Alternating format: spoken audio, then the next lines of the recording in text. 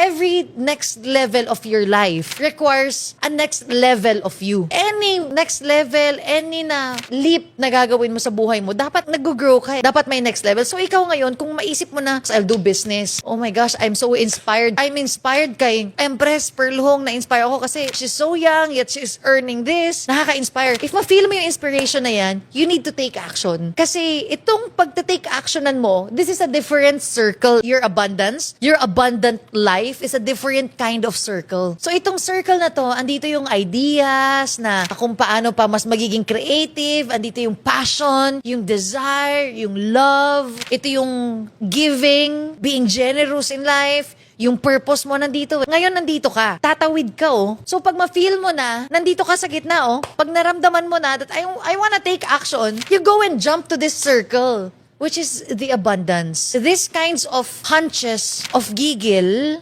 hunches of ideas, hunches of desires, that's really a gift in your life because not everyone may ganyang pakiramdam.